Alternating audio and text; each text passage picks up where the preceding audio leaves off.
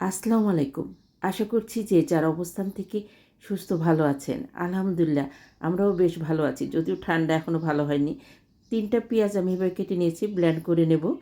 আর ৫টার মতো মাঝারি সাইজের বাটা মাছ, ৬-৭টা পাবদা মাছ ভালো করে ধুয়ে হলুদ লবণ একটু লেবু দিয়ে মেখে নিয়েছি। মাছগুলোকে আমি ভেজে নেব।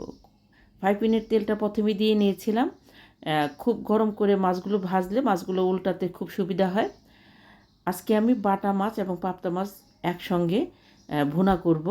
আমন্ত্রণ জানাচ্ছি দিলরুবার হেসেলে। অনুরোধ করব লাইক দিয়ে রেসিপিটি কন্টিনিউ করবেন। আশা করছি রেসিপিটি ভালো লাগবে। খেতে খেতে 5টা বাটা এবং কিছু পাবদা মাছ ছিল। মাছের পরিমাণ যেহেতু কম ছিল, কাজেই দুটো মাছকে আমি একই সঙ্গে ভুনা করে নিব এবং এটা ভুনা করে খেয়ে দেখেছি, খেতে বেশ ভালো লেগেছে। আমি মাছগুলোকে কড়া করে ভেজে নেব। মাছগুলো ফ্রিজে প্রায় মাসখানেক মতো ছিল। একটু কড়া করে ভেজে নিলে খেতে ভালো লাগবে। এক সাইডটা বেশি কড়া করব, আর এক সাইডটা হালকা কড়া করব। আমার যে সকল বন্ধুরা দিলরুবার হেসেলকে সাবস্ক্রাইব করে পাশে আছেন, তাদেরকে অসংখ্য ধন্যবাদ। আর যে সকল বন্ধুরা আমার রেসিপিগুলো দেখছেন এখনও সাবস্ক্রাইব করেননি, প্লিজ দেখতে দেখতে সাবস্ক্রাইব করে নেবেন।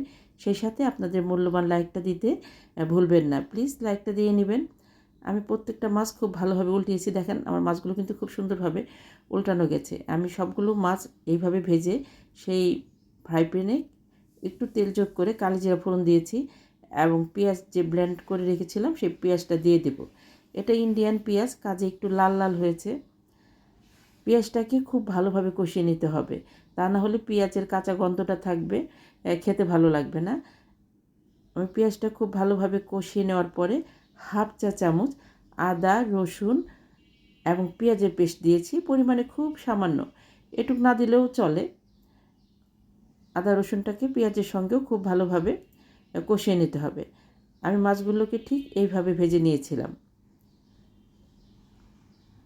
মশলাটাকে খুব ভালোভাবে কষানোর পরে এখানে 1 চা চামচ হলুদের গুঁড়া, 1 চা চামচ মরিচের গুঁড়া, 1 চা চামচ ধনিয়ার গুঁড়া, হলুদের গুঁড়াটা একটু কম আমি দিয়েছি, দেওয়াটা স্কিপ হয়ে গেছে। ঠিক এই মশলাটাই আমি এখানে দিয়েছিলাম। পরিমাণ মতো লবণ, মাছে লবণ দিয়েছি, কাজেই লবণটা বুঝে শুনে দিতে হবে। মশলাটাকে খুব ভালোভাবে কষিয়ে নিতে হবে।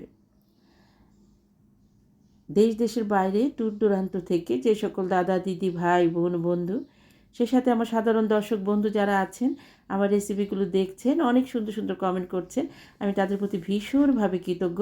প্লিজ এভাবেই পাশে থাকবেন। মশলাটাকে খুব ভালোভাবে কষিয়ে নিয়েছি। মশলা থেকে যখন তেল ছেড়েছে তখন ঝোল যতটুকু রাখবো সেই পরিমাণে পানি দেব। মাছগুলো রান্না করতে খুব একটা সময় লাগবে না।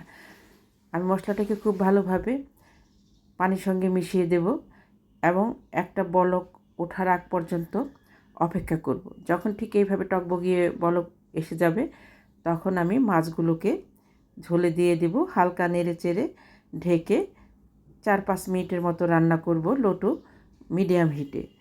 যারা আমাকে বন্ধু করতে চাচ্ছেন অবশ্যই কমিউনিটিতে নক করবেন।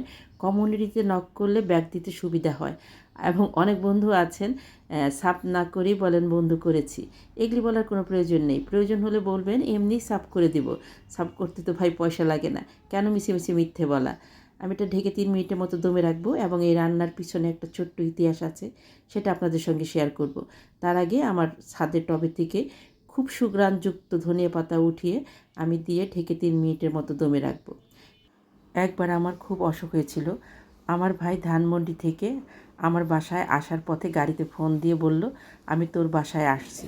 আমি বললাম, আমার বাসায় আসবি, আমি তো রান্না করিনি। তখন সে কোনো একটা রেস্টুরেন্ট থেকে পাবদা মাছের ভুনা এবং রুই মাছের ভুনা এনেছিল।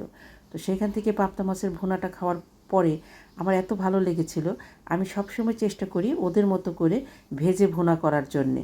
সেই রেসিপিটা আমি জানি না, তবে আমি খেয়ে যতটুকু বুঝেছিলাম ঠিক সেভাবে করার চেষ্টা করি। আমার কাছে ভীষণ ভালো লাগে। অবশ্যই একবার ট্রাই করে দেখবেন।